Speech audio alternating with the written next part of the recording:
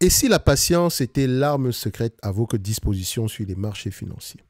Bienvenue sur Top Invest, la chaîne des top d'investissement. Ici, on parle essentiellement d'entreprises de qualité. En bourse, il est tentant de chercher à surpasser les professionnels, à dénicher l'opportunité miracle qui propulsera votre portefeuille vers des sommets inégalés.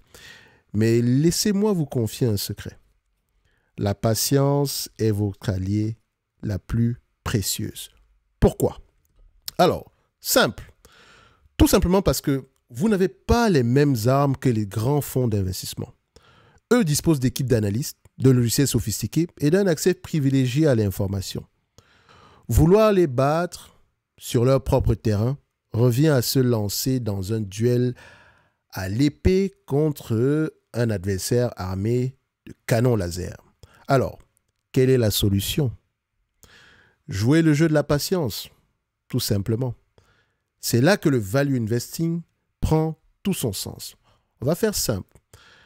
Vous avez sans doute déjà vu cette métrique-là passer quelque part.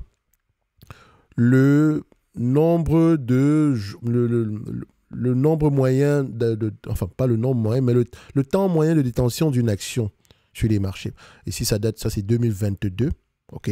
Donc, vous remarquez ici que généralement, les opérateurs de marché détiennent les actions en moyenne moins d'1 an, au moins de 12 mois. Donc ici, on est quelque chose aux alentours de 10 mois. En 1975, on avait 5 ans. Bon, c'est vrai, c'est le marché américain. Mais ce n'est pas, ça ne change, le comportement humain ne change pas, les opérateurs de marché ne changent pas réellement énormément dans d'autres régions géographiques. OK? Or, le gros ici est fait sur le long terme. Mais n'allons pas très vite. Continuons. C'est là que le value investing prend tout son sens. En vous concentrant sur des entreprises solides, premièrement, d'accord, sous-évaluées par le marché, et en conservant vos positions à long terme, vous laissez le temps jouer en votre faveur. Entreprise solide, sous-évaluée, ça demande un travail de fond. Et deuxièmement, ça demande également des nerfs d'acier pour conserver sa position à long terme. Parce que les gens, vous pensez que c'est facile. Acheter une action et du jour au lendemain, on s'attend à voir du vert. Non. Vous pouvez avoir raison, mais le marché peut vous donner tort pendant très longtemps. OK? Vous pouvez avoir raison, mais le marché vous donne tort pendant très longtemps. Combien de fois vous êtes posé la question de savoir pourquoi est-ce que le prix de l'action ne monte pas alors que les fondamentaux sont bons? Les résultats sont sortis, ils sont bons. Ils sont meilleurs qu'attendus. Ou bien ils sont légèrement meilleurs qu'attendus. Pourquoi est-ce que l'action ne monte pas? Vous connaissez combien d'entreprises se négocient à des niveaux de multiples extrêmement bas? Évidemment, toutes les entreprises ne se ressemblent pas. Parfois, si je regarde certaines entités ici, parfois ce sont des entités cycliques et dont vous oubliez même généralement de normaliser les résultats. Donc, quand vous regardez le fameux PER que moi j'aime bien, OK, il faut également un certain jugement de valeur dépendamment des secteurs d'activité, dépendamment de la conjoncture, d'accord, lors du processus d'analyse ou bien le processus d'achat, d'accord, faites attention. Et donc, tirer des conclusions sur le PER, c'est déjà une bonne chose, mais il faut surtout le prendre, il faut vraiment pas le prendre de manière isolé. Donc, le PER doit toujours être remis dans son contexte.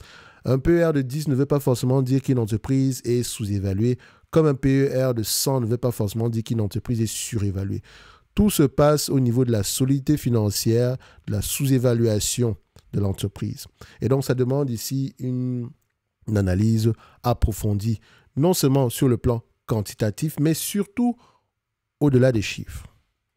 Donc, imaginez un instant que vous achetez des actions d'une entreprise prospère, mais temporairement ignorée par les investisseurs. Le cours stagne, voire baisse légèrement. Que font la plupart des gens?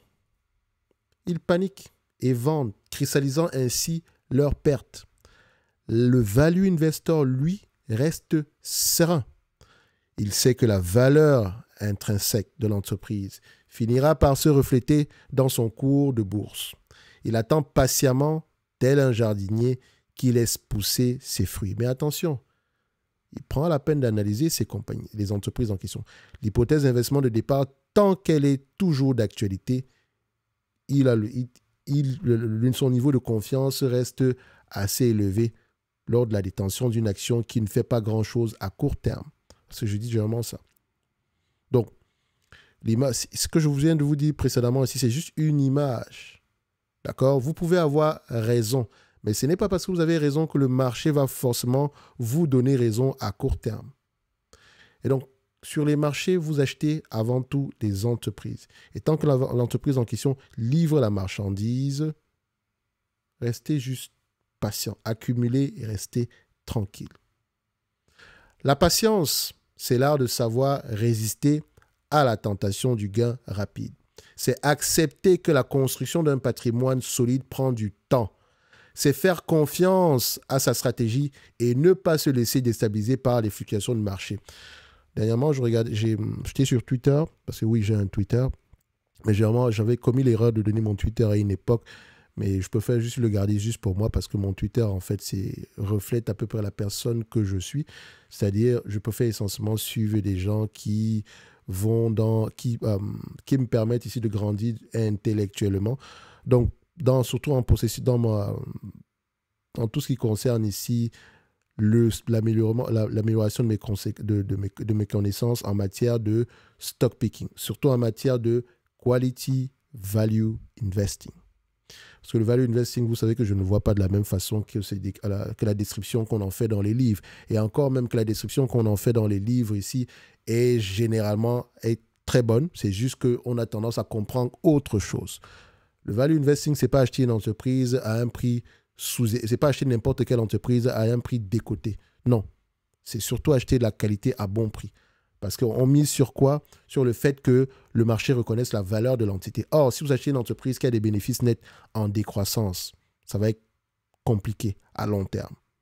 Pourtant, vous l'avez acheté avec un PER qui est bas. Donc, ce n'est pas juste une affaire de PER ou bien de multiples sous-valorisés ou bien de DCF ou bien de reverse de non. Ça parle avant tout ici de la connaissance, ça demande ici une certaine connaissance du business model de la compagnie. OK? Donc, en conclusion, n'oubliez jamais, la patience est un atout majeur sur les marchés financiers. Et vous savez littéralement que la patience a toujours fini par payer chez nous. J'ai partagé dernièrement sur la page principale ici de la chaîne, à l'onglet, j'ai partagé une vidéo sur Salesforce, la page communauté. Cette vidéo, Salesforce a fait moins 20% en mai 2024, c'était en début d'année, hein, et des gens racontaient tout et n'importe quoi sur la compagnie. Et c'est à ce moment-là que tu te rends compte que parfois les gens ne font pas la différence. C'est bien, vous pouvez savoir lire un bilan comptable, mais les nuances du bilan comptable, il faut savoir également que le bilan comptable peut avoir certaines nuances. Quand on parle de bilan, je parle des états financiers. On peut apporter certaines nuances. Alors que sur Salesforce, c'était une question de coût variable, essentiellement. Et ça n'a pas trop changé. Aujourd'hui, le discours est totalement différent.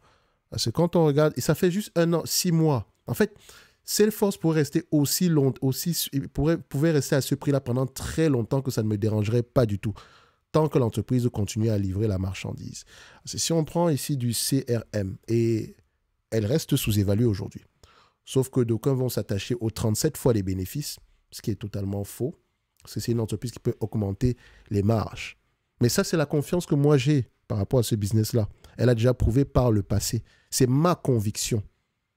D'accord? Et vous ne pouvez pas généralement épouser ma conviction si vous ne faites pas le même travail en amont.